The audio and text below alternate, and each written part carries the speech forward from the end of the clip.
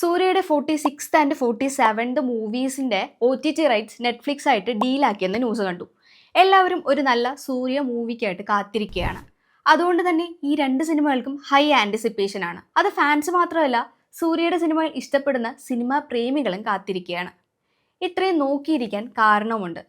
കഴിഞ്ഞ കുറച്ച് വർഷങ്ങളെടുത്ത് നോക്കുമ്പോൾ പ്രേക്ഷകർക്ക് ഒരു തിയേറ്റർ സാറ്റിസ്ഫാക്ഷൻ കൊടുത്ത സൂര്യ സിനിമ ഉണ്ടോ എന്ന് ചോദിച്ചാൽ ഇല്ല എന്ന് തന്നെ പറയേണ്ടി വരും. ജയ്ഭീമും സുറാറെ പോട്ടറും പോലുള്ള സിനിമകൾ വന്നെങ്കിലും അതൊക്കെ OTT റിലീസായിരുന്നു.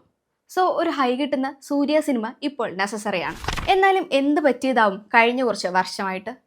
തമിഴ് സിനിമയെ സംബന്ധിച്ചിടത്തോളം സൂര്യ ഒരു ക്രൗഡ് പുള്ളർ എന്നൊരു നിലയ്ക്ക് വന്നിട്ടില്ല. പക്ഷേ 2001 മുതൽ 2010 വരെ നോക്കുമ്പോൾ വർഷത്തിൽ ഒരു ഹിറ്റെങ്കിലും സൂര്യയുടെ വകയുണ്ടായിരുന്നു.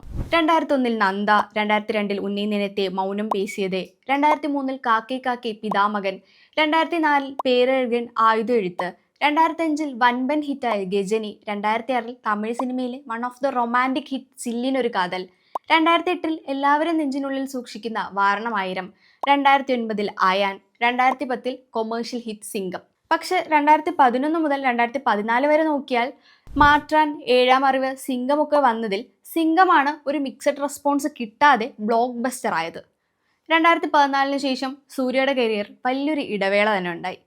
പരീക്ഷണ ചിത്രങ്ങൾ വിജയിക്കാതെ പോവുകയും കൊമേഴ്ഷ്യൽ സിനിമകളായ മാസ്, അഞ്ചാൻ പാളിപ്പോവുകയും ചെയ്തത് അദ്ദേഹത്തിൻ്റെ തിയേറ്റർ മാർക്കറ്റിനെ ബാധിച്ചിട്ടുണ്ട്. വിജയെ പോലെ ഒരു ഫാൻ ബേസ് സെറ്റ് ചെയ്യാൻ ആവശ്യമായ മാസ് മസാല ഫോർമുലകളിൽ സൂര്യ വേണ്ടത്ര ശ്രദ്ധിച്ചില്ല എന്നതാണ് ഒരു വ്യാപകമായ വിമർശനം. മികച്ച നടൻ എന്ന പേര് നേടിയപ്പോഴും തിയേറ്ററുകളിൽ ആളെ കൂട്ടുന്ന ആ ഒരു സ്റ്റാർ പവർ മെയിൻറ്റെയിൻ ചെയ്യാൻ അദ്ദേഹത്തിന് പലപ്പോഴും കഴിഞ്ഞിട്ടില്ല. മാത്രമല്ല, തിരഞ്ഞെടുക്കുന്ന തിരക്കഥകളിലും വിമർശനങ്ങൾ ഉയർന്നിരുന്നു. സൂര്യ തമിഴ് സിനിമയിലെ ഒരു മികച്ച പെർഫോമർ തന്നെയാണ്. അതുകൊണ്ട് തന്നെയാണ് ഈ തിരിച്ചുവരവ് ഗംഭീരമാകും എന്ന സൂചനയിൽ നെറ്റ്ഫ്ലിക്സ് കോടികളുടെ റെക്കോർഡ് തുകയ്ക്ക് റിലീസിന് മുന്നേ സൂര്യ 46ഉം 47ഉം സ്വന്തമാക്കിയത്. റിലീസിന് മുൻപേ ഇങ്ങനത്തെ ഒരു ബിസിനസ് സൂര്യ എന്ന ബ്രാൻഡിന്റെ ഇമ്പാക്റ്റ് ഇപ്പോഴും സജീവമാണെന്ന് വ്യക്തമാക്കുന്നു. വെങ്കി അറ്റ്ലൂരിയും ജിത്തു മാധവനും സംവിധാനം ചെയ്യുന്ന ഈ ചിത്രങ്ങൾക്ക് വൻ വിജയമാവും എന്ന് നമുക്ക് പ്രതീക്ഷിച്ച് തന്നെ കാണാം.